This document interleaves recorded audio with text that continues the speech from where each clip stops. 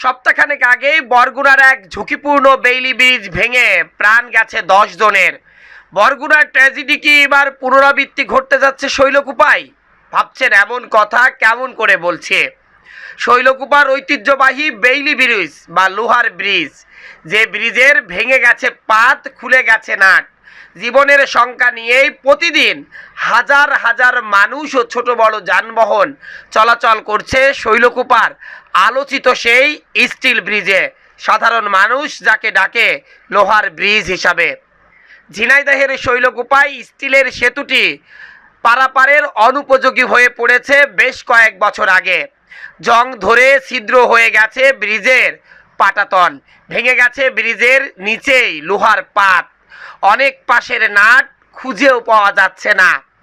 পুরো ব্রিজের বেশিরভাগ স্থানেই দেবে গেছে পাটাতন। উপায় না পেয়ে তবুও জীবনের ঝুঁকি নিয়ে প্রতিদিন চলাচল করছে হাজার হাজার মানুষ ও যানবাহন। প্রতিনিয়ত ঘটছে ছোট বড় দুর্ঘটনাও।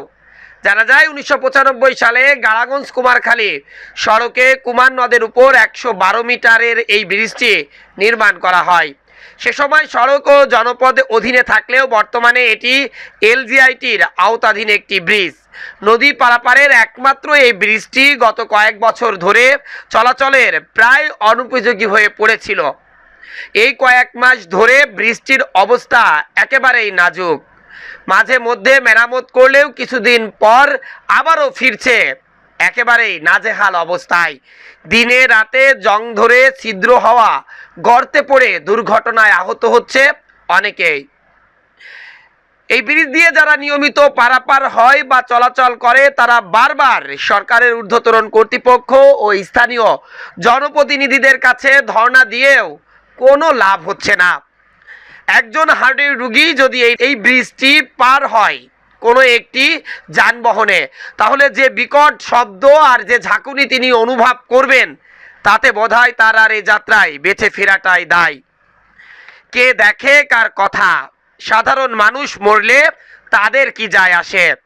অনেকে অনেক কথাই বলছে, মানুষ যদি মরে তারপরে হয়তো সংস্কার করা হবে এই লোহার ব্রিজটি। দিন যায় রাত আসে, জনপ্রতিনিধি যায় জনপ্রতিনিধি আসে, কিন্তু এই ব্রিজটির ভাগ্য কোনো মতেই যেন উন্নয়নই হয় না।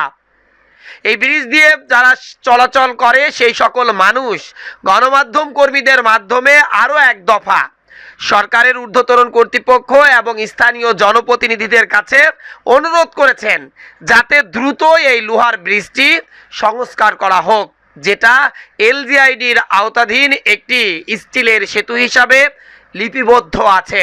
যদিও সাধারণ মানুষ এটিকে লোহার ব্রিজ হিসাবেই ডেকে থাকে। শৈলকুপা উপজেলার একমাত্র বেইলি ব্রিজ এখনো মাথা উঁচু করে দাঁড়িয়ে আছে। স্মৃতি হিসাবে এই সেতুটিকে দাঁড় করিয়ে রাখতে হলে এখনো সময় আছে যথাযথ ও কর্তৃপক্ষ যথাযথ উদ্যোগ গ্রহণ করা, নতুবা বরগুনার ট্র্যাজেডি হয়তো এই গাড়াগঞ্জই ঘটবে খুব দ্রুত। তখন গণমাধ্যমে ফলাও করে প্রচার করা হবে।